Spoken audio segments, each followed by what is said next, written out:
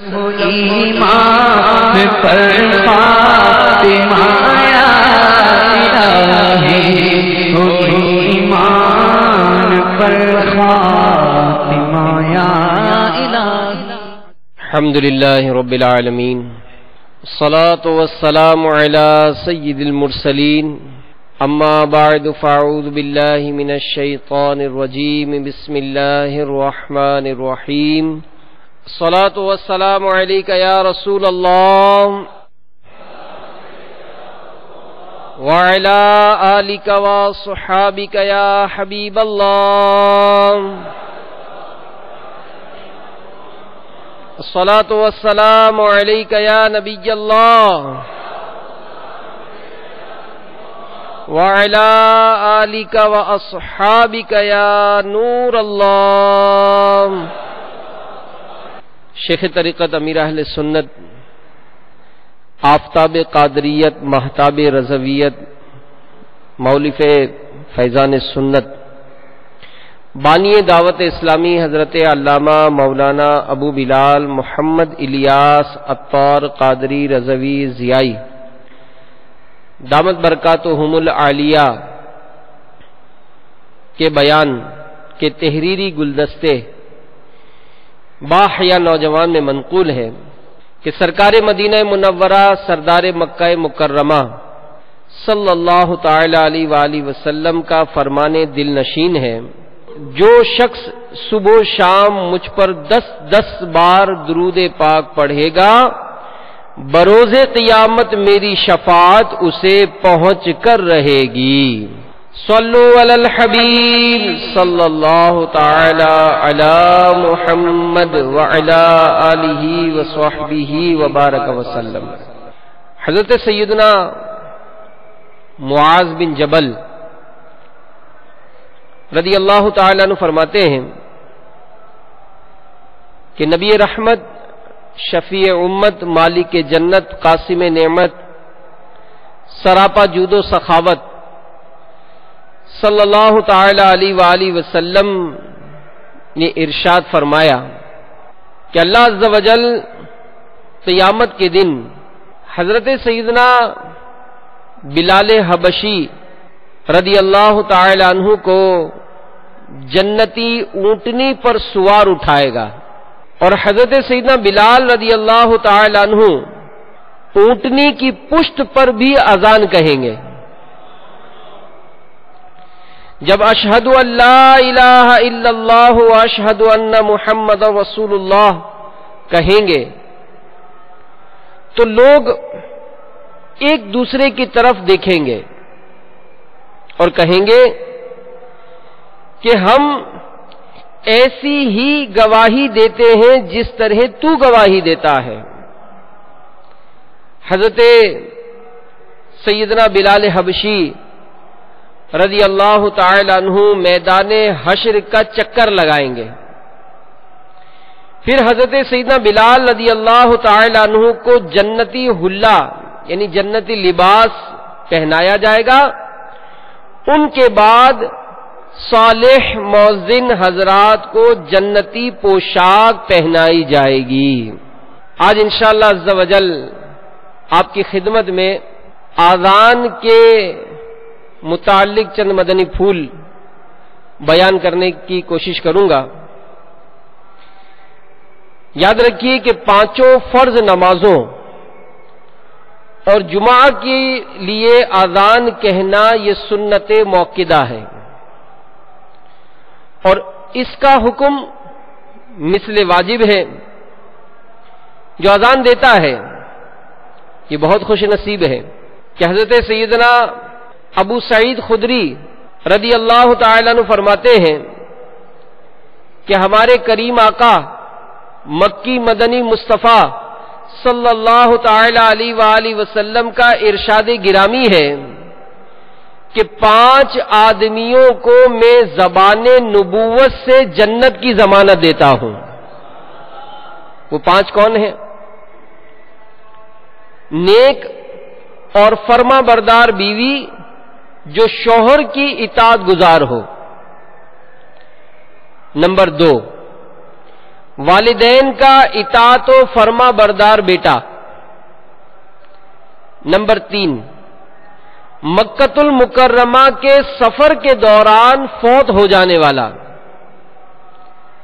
Number 4، اخلاق حسنہ کا مالک۔ اور نمبر 5، ایمان و حصول ثواب کی نیت سے کسی مسجد میں اذان دینے والا۔ ایک اور روایت سنیے کہ حضرت سیدتنا خولہ رضی اللہ تعالی عنہا روایت کرتی ہیں کہ نبی کائنات شاہ موجودات صلی اللہ تعالی علیہ وآلہ وسلم نے ارشاد فرمایا کہ مریض یہ اللہ تعالی کا مہمان ہوتا ہے جب تک وہ مرض میں مبتلا رہے۔ اللہ تعالی ہر روز اس کے لیے 70 شہداء کے سے درجے بلند فرماتا ہے۔ اگر اسے اس کے مرض سے عافیت نصیب ہو جائے تو وہ گناہوں سے یوں نکل آتا ہے جیسا کہ آج ہی پیدا ہوا ہے، اور اگر آگوش موت میں چلا جائے تو بلا حساب اسے دخول جنت کی اجازت مل جاتی ہے۔ اور مؤذن جو اذان دیتا ہے، مؤذن اللہ تعالی کا دربان ہے۔ اللہ تعالی اسے ہر اذان کے عوض 1000 انبیاء کرام کی عبادتوں کا ثواب عطا فرماتا ہے۔ تو ثواب کی خاطر اذان دینے والا یہ کتنا بختور ہے کہ اس کی قبر میں کیڑے نہیں پڑیں گے۔ جی ہاں، میرے آقا شیخ طریقت امیر اہل سنت بانی دعوت اسلامی حضرت علامہ مولانا ابو بلال محمد الیاس ستار قادری رضوی ضیائی دامت برکاتہم العالیہ اپنی مایہ ناز کتاب نماز کے احکام، جس میں 12 مختلف رسالے ہیں، اس میں ایک رسالہ ہے فیضان اذان۔ یہ اتنا پیارا رسالہ ہے کہ اگر آپ میں سے اب تک کسی نے نہیں پڑھا تو اسے ایک دفعہ ضرور پڑھ لیں۔ مدنی چینل کے ناظرین بھی نیت کر لیں کہ اسے ضرور پڑھیں گے۔ اس میں اذان دینے کے اتنے پیارے پیارے فضائل ہیں، جیسا کہ اذان کے 4 حروف کی نسبت سے اذان کے فضائل پر مشتمل 4 روایات۔ مدینے کے تاجدار صلی اللہ تعالی علیہ وآلہ وسلم کا فرمان خوشگوار ہے، ثواب کی خاطر اذان دینے والا اس شہید کی مانند ہے جو خون میں لتھڑا ہوا ہے، اور جب مرے گا قبر میں اس کے جسم میں کیڑے نہیں پڑیں گے۔ رحمت عالم نور مجسم شاہ بنی آدم صلی اللہ تعالی علیہ وآلہ وسلم کا فرمان معظم ہے۔ میں جنت میں گیا، آقا صلی اللہ علیہ وآلہ وسلم جنت میں تشریف لے گئے، اس میں موتی کے گنبد دیکھے۔ ذرا تصور کریں، آقا صلی اللہ علیہ وآلہ وسلم جنت میں تشریف لے گئے، فرماتے ہیں کہ میں نے وہاں موتی کے گنبد دیکھے، اس کی خاک مشک کی ہے۔ پوچھا اے جبرائیل یہ کس کے واسطے ہیں؟ عرض کی آپ صلی اللہ علیہ وآلہ وسلم کی امت کے مؤذنوں اور اماموں کے لیے۔ سلطان مدینہ قرار قلب و سینہ صلی اللہ تعالی علیہ وآلہ وسلم کا فرمان باقرینہ ہے، جس نے 5 نمازوں کی اذان ایمان کی بنا پر بنیت ثواب کہی، اس کے جو پچھلے گناہ ہوئے ہیں معاف ہو جائیں گے، اور جو ایمان کی بنا پر ثواب کے لیے اپنے ساتھیوں کی 5 نمازوں میں امامت کرے، اس کے گناہ جو پہلے ہوئے ہیں معاف کر دیے جائیں گے۔ دعوت اسلامی کے مدنی ماحول میں ایسی برکتیں ملتی ہیں کہ کل تک جو نماز پڑھنا نہیں جانتا تھا، دعوت اسلامی کے مدنی قافلوں کی برکت سے وہ امامت کا اہل ہو جاتا ہے۔ الحمدللہ دعوت اسلامی کے زیر اہتمام ہونے والے مدنی قافلہ کورس، مدنی تربیتی کورس میں امامت کے بھی مسائل سکھائے جاتے ہیں، اذان بھی سکھائی جاتی ہے، یاد کروائی جاتی ہے، دینے کے موقع ملتے ہیں۔ تو جو قافلوں میں سفر کرتے ہیں، ظاہر ہے وہ بنیت ثواب، وہ اذان دینے کی سعادت حاصل کر سکتے ہیں، امامت کے مسائل اگر جان لیتے ہیں تو امامت کرنے کی بھی ان کی ترکیب بن جاتی ہے۔ تو آج ہم اذان کے فضائل سن رہے ہیں، تو حدیث پاک میں ہے، ہمارے پیارے پیارے آقا صلی اللہ علیہ وآلہ وسلم کا ارشاد ہے، اذان دینے والوں کے لیے ہر ایک چیز مغفرت کی دعا کرتی ہے، یہاں تک کہ دریا میں مچھلیاں بھی۔ مؤذن جس وقت اذان کہتا ہے فرشتے بھی دہراتے جاتے ہیں، اور جب فارغ ہو جاتا ہے تو فرشتے قیامت تک اس کے لیے مغفرت کی دعا کرتے ہیں۔ جو مؤذنی کی حالت میں مر جاتا ہے اسے عذاب قبر نہیں ہوتا اور مؤذن نزا کی سختیوں سے بچ جاتا ہے۔ تو میرے میٹھے میٹھے اسلامی بھائیوں، اذان کہنا یہ کتنا پیارا عمل ہے کہ ہمارے پیارے پیارے آقا صلی اللہ علیہ وآلہ وسلم نے بھی اس کی ترغیب ارشاد فرمائی ہے۔ جی ہاں، حضرت سیدنا ابن عباس رضی اللہ تعالی عنہما فرماتے ہیں کہ ایک شخص آقائے مظلوم سرور معصوم حسن اخلاق کے پیکر نبیوں کے تاجور محبوب رب اکبر صلی اللہ علیہ وآلہ وسلم کی بارگاہ میں حاضر ہوا اور عرض کیا کہ مجھے ایسا عمل سکھائیے یا ایسے عمل کی طرف میری رہنمائی فرمائیے جو مجھے جنت میں لے جائے۔ تو سرکار نے کیا فرمایا؟ سرکار صلی اللہ تعالی علیہ وآلہ وسلم نے ارشاد فرمایا مؤذن بن جاؤ۔ اس نے عرض کی کہ میں اس کی طاقت نہیں رکھتا، تو ارشاد فرمایا امام بن جاؤ۔ اس نے عرض کی یہ بھی نہیں کر سکتا، تو فرمایا پھر امام کے برابر میں کھڑے ہوا کرو۔ تو امام و مؤذن کی عظمت و شان یہ کس قدر اعلیٰ ہے کہ ہمارے پیارے پیارے آقا صلی اللہ علیہ وآلہ وسلم نے ان کے لیے دعائے مغفرت فرمائی۔ سیدنا ابو ہریرہ رضی اللہ تعالی عنہ روایت کرتے ہیں کہ شہنشاہ خوش خصال، پیکر حسن و جمال، دافع رنج و ملال، صاحب جود و نوال، رسول بے مثال، بی بی آمنہ کے لال صلی اللہ تعالی علیہ وآلہ وسلم نے ارشاد فرمایا امام ذمہ دار ہے اور مؤذن امانت دار ہے، اے میرے اللہ عز و جل ائمہ کو ہدایت عطا فرما اور مؤذنین کی مغفرت فرما۔ تو آقا کی دعاؤں کا ظاہر ہم سب حصہ دار بننا چاہتے ہیں، تو ہمت کیجئے اور دعوت اسلامی کے مدنی ماحول سے وابستہ ہو کر مؤذنی اور امامت کے مسائل بھی سیکھ لیجئے۔ ام المومنین حضرت سیدتنا عائشہ صدیقہ رضی اللہ تعالی عنہا سے مروی ہے کہ میں نے تاجدار رسالت، شہنشاہ نبوت، مخزن جود و سخاوت، پیکر عزم و شرافت، محبوب رب العزت، محسن انسانیت صلی اللہ تعالی علیہ وآلہ وسلم کو فرماتے ہوئے سنا امام ذمہ دار ہے اور مؤذن امانت دار ہے، اللہ تعالی ائمہ کو ہدایت عطا فرمائے اور مؤذنین کو معاف فرمائے۔ تو میرے میٹھے میٹھے اسلامی بھائیوں، اذان شاعر اسلام سے ہے۔ شیطان مردود جو مسلمانوں کا بڑا دشمن ہے، یہ اذان سنتے ہی بھاگتا ہے۔ چنانچہ حضرت سیدنا جابر رضی اللہ تعالی عنہ روایت کرتے ہیں کہ میں نے اللہ عز و جل کے محبوب دانہ غیوب منزہ عن العیوب صلی اللہ تعالی علیہ وآلہ وسلم کو فرماتے ہوئے سنا کہ جب شیطان اذان کی آواز سنتا ہے روحا کے مقام تک دور ہٹ جاتا ہے، اور راوی فرماتے ہیں کہ روحا مدینہ منورہ سے 36 میل کے فاصلے پر ہے۔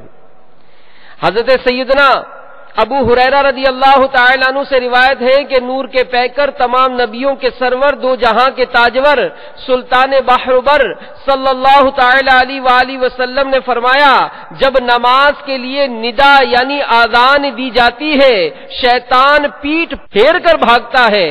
تو میرے میٹھے میٹھے اور پیارے پیارے اسلامی بھائیوں، اذان سنتے ہی شیطان پر کیسی تکلیف طاری ہوتی ہے کہ حضرت ابو ہریرہ رضی اللہ تعالیٰ عنہ روایت کرتے ہیں کہ رسول اللہ صلی اللہ تعالیٰ علیہ وآلہ وسلم نے ارشاد فرمایا جب نماز کے لیے اذان کہی جاتی ہے تو شیطان گز مارتا ہوا بھاگتا ہے تاکہ آذان نہ سنے. جب آذان ختم ہو جاتی ہے تو واپس آ جاتا ہے، جب اقامت کہی جاتی ہے پھر بھاگتا ہے، جب تصویب ختم ہوتی ہے پھر آ جاتا ہے، حتیٰ کہ انسان کے دل میں وسوسے ڈالتا ہے، کہتا ہے اس چیز کو یاد کر، اس بات کو یاد کر، یعنی وہ چیزیں جو اس سے پہلے بندے کو یاد نہیں ہوتی، حتیٰ کہ آدمی اس طرح ہو جاتا ہے کہ نہیں جانتا اس نے کتنی نماز پڑھی ہے.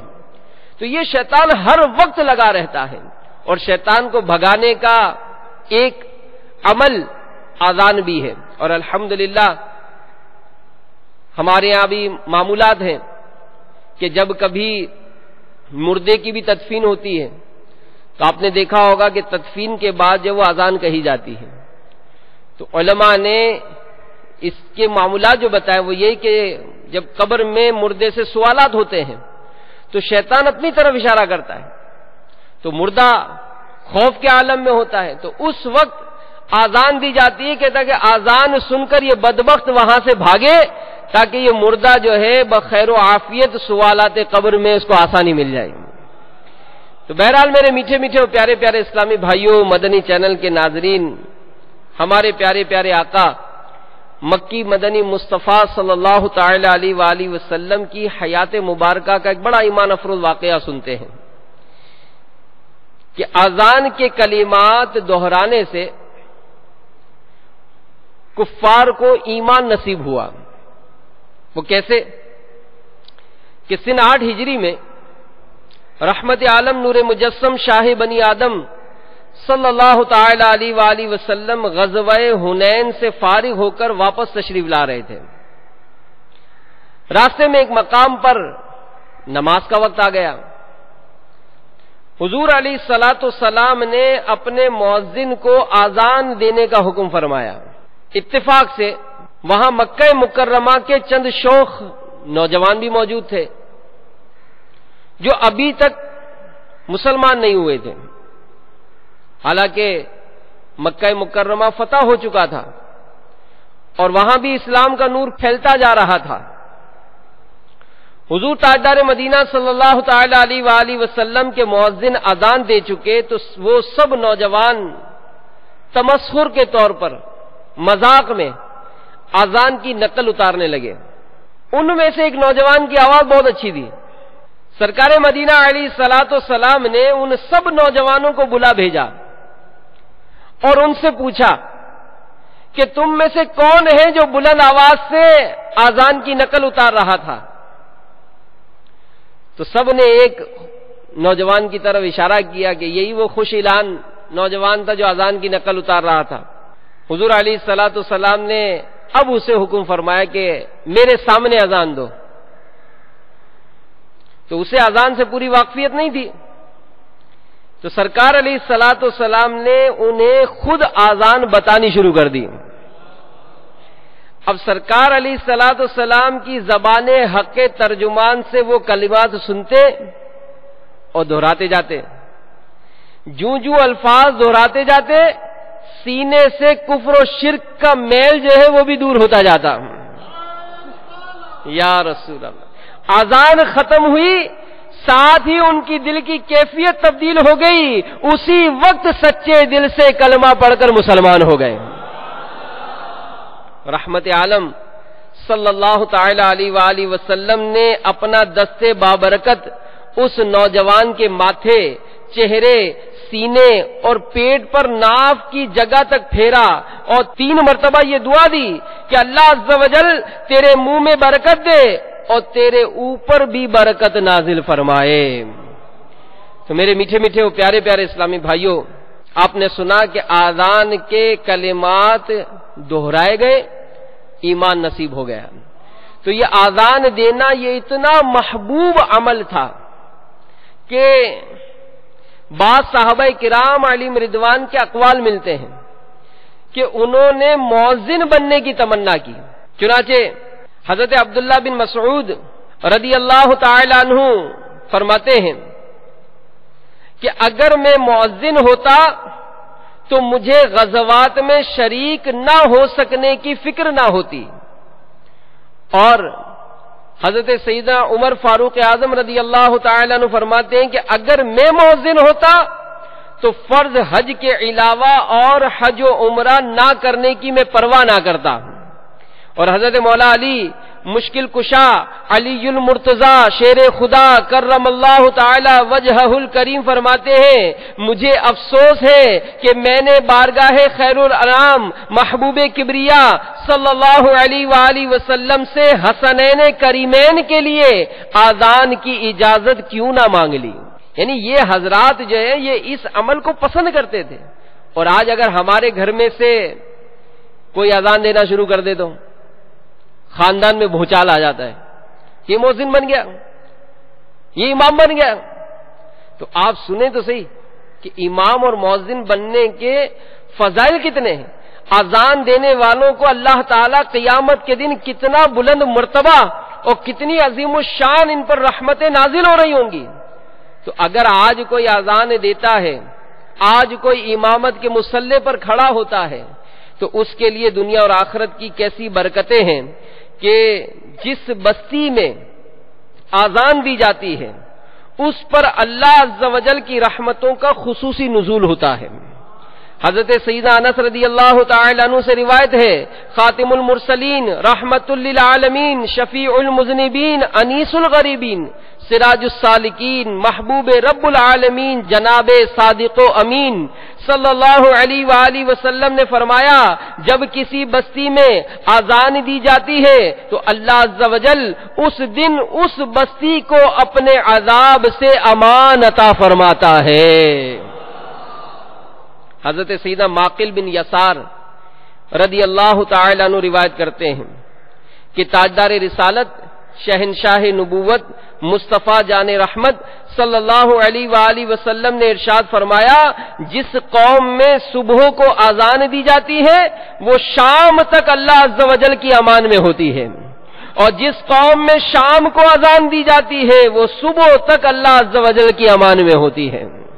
تو ذرا غور کریں خاص کر مدنی چینل کے ناظرین کہ ہم تو اپنے گھروں کو ایسا پیک کرتے ہیں کہ اذان آواز ہی نہیں آنی چاہیے, اذان آواز ہی نہیں آنی چاہیے. پہلے کے دور میں تو یاد ہے کہ اذان کا کچھ احترام تھا کہ اگر گھر میں کسی کے گھر میں کوئی ایسا معمول ہوتا تھا کہ جناب وہ بلند آواز سے اگر ٹی وی چل رہا ہے, ڈرامہ چل رہا ہے, کوئی ایسا مطلب میوزیکل پروگرام چل رہا ہے تو اذان کی آواز آتی تھی تو بند کیا جاتا تھا کہ آواز بند کر دو, ٹی وی بند کر دو کہ اذان ہو رہی ہے. اور اب معاذ اللہ وہ کیفیت ہو گئی کہ کھڑکی بند کر دی جاتی ہے کہ اذان کی آواز نہ آئے.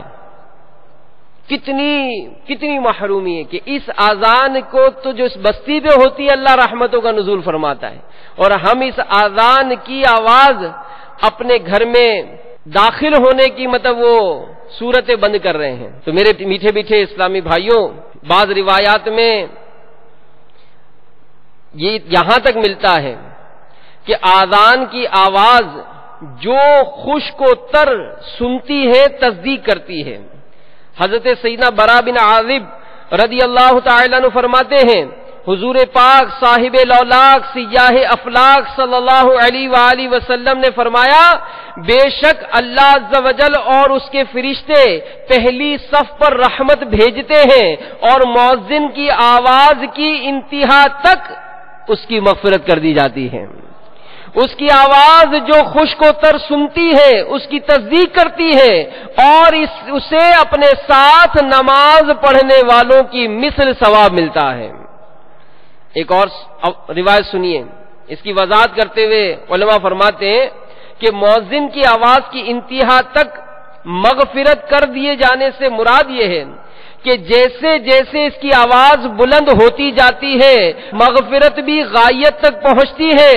اور ایک قول یہ ہے کہ اگر مؤذن کے مقام سے اذان کی آواز پہنچنے کی انتہا تک مؤذن کے گناہ بھر دیے جائیں گے تو اللہ تعالیٰ وہ سارے گناہ بھی معاف فرما دے گا. اذان کتنا پیارا عمل ہے سبحان اللہ کہ حضرت ضحاک رضی اللہ تعالی عنہ فرماتے کہ جب حضرت عبداللہ بن زید رضی اللہ تعالی عنہ نے خواب میں اذان دیکھ کر حضرت سیدنا بلال رضی اللہ تعالی عنہ کو سکھائی تو رسول اکرم صلی اللہ تعالی علیہ وآلہ وسلم نے حضرت بلال رضی اللہ تعالیٰ عنہ کو حکم دیا کہ چھت پر چڑھ کر اذان دیں۔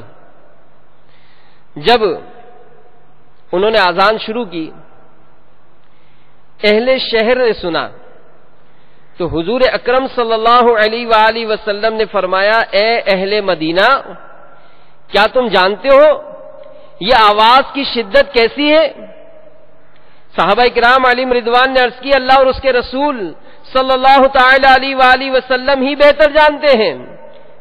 تو نبی کریم صلی اللہ تعالی علیہ وآلہ وسلم نے ارشاد فرمایا کہ تمہارے اللہ عز و جل نے آسمان کے دروازوں کے بارے میں حکم دیا کہ بلال کی آذان کے لیے عرش تک کے دروازے کھول دیے جائیں۔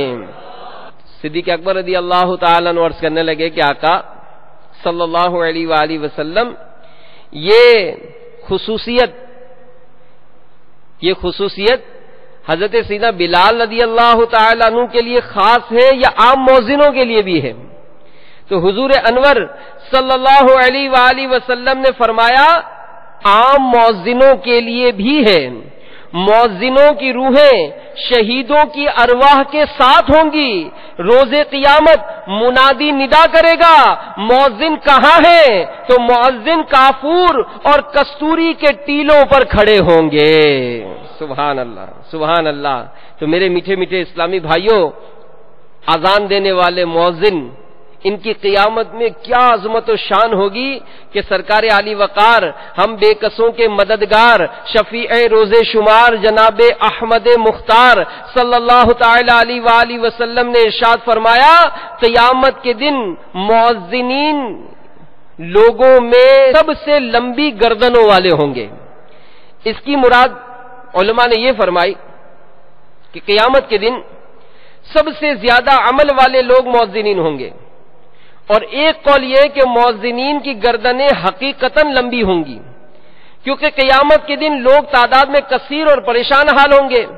کوئی پسینے میں منہ تک ڈوبا ہوا ہوگا، کسی کا پسینہ کانوں کی لو تک پہنچا ہوگا، کسی کا پسینہ سر تک بلند ہو جائے گا، جبکہ مؤذنین اس دن لوگوں میں سب سے لمبی گردنوں والے ہوں گے اور ان کے سر دیگر لوگوں سے بلند ہوں گے اور جنت میں داخلے کے منتظر ہوں گے۔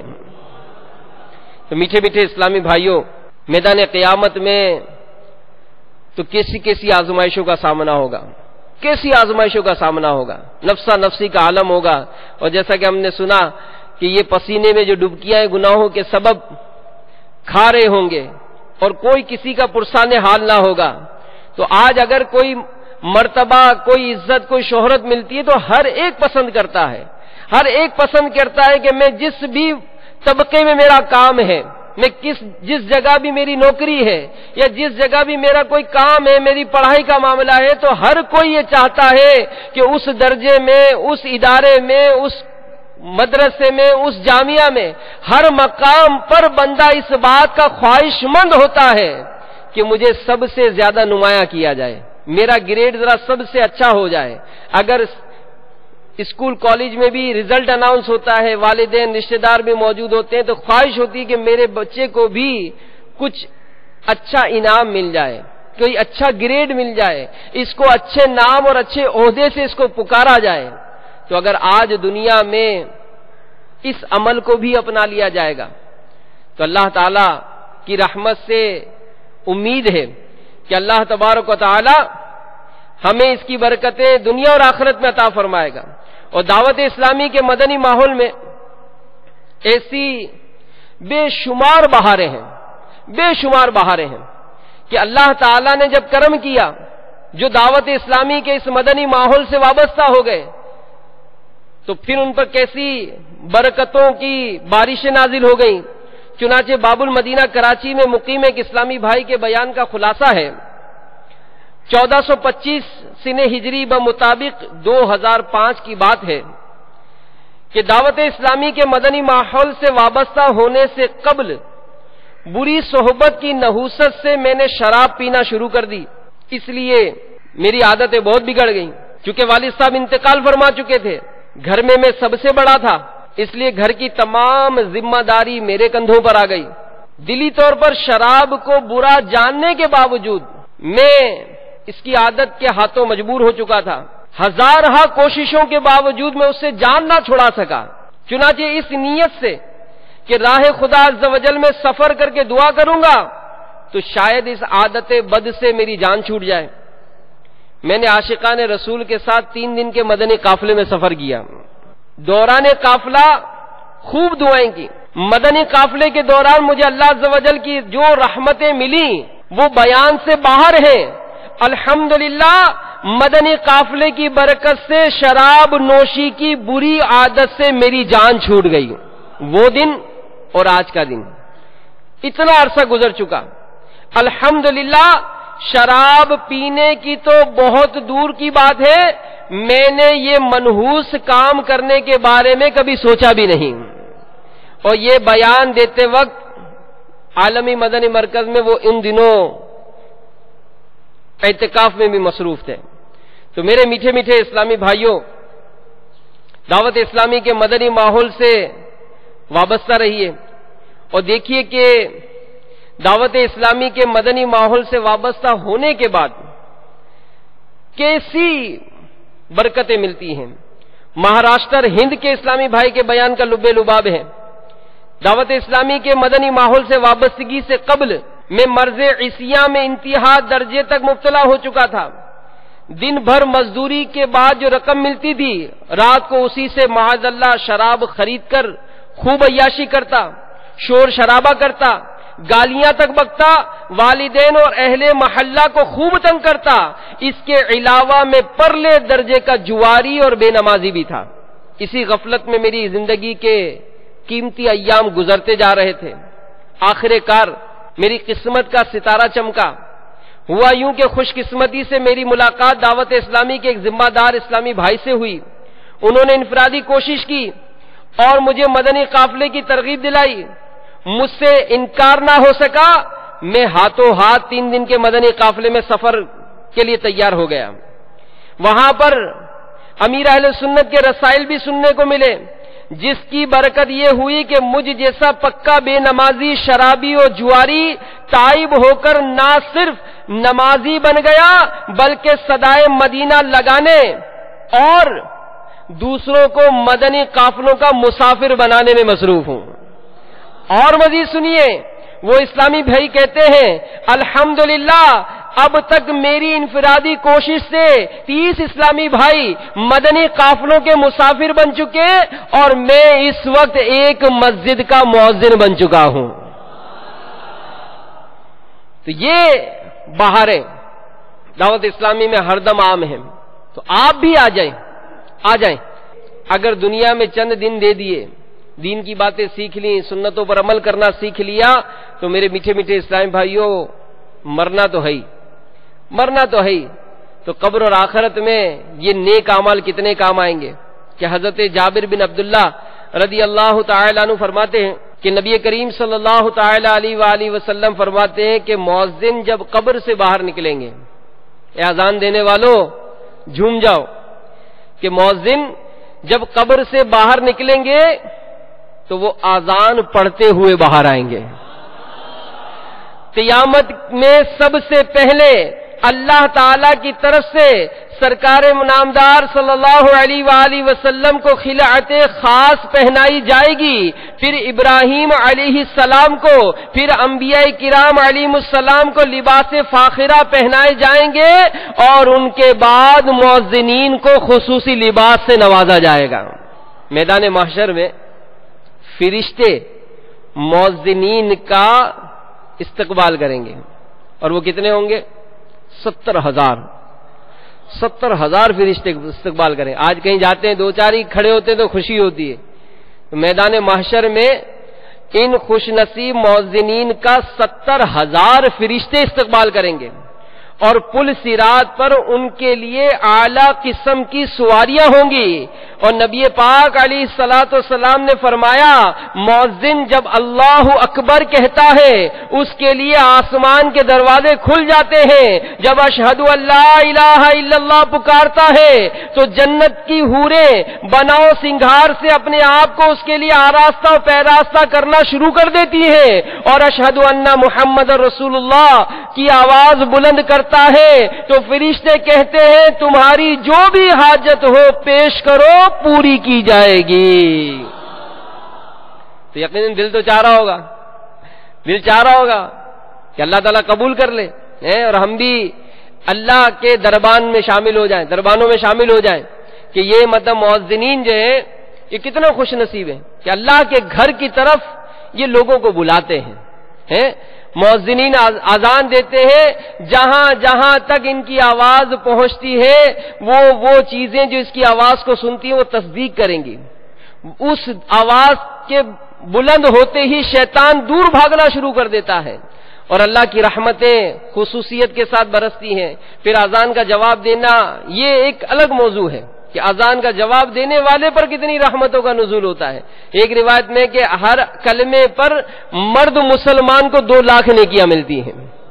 تو اب اگر ایک مؤذن اذان دیتا ہے، اذان تو دے رہا ہے، نہ جانے کتنے ہزاروں سن رہے ہیں، اور کتنے ہزاروں سینکڑوں نے سنی، ان سینکڑوں ہزاروں نے اذان کا جواب دیا۔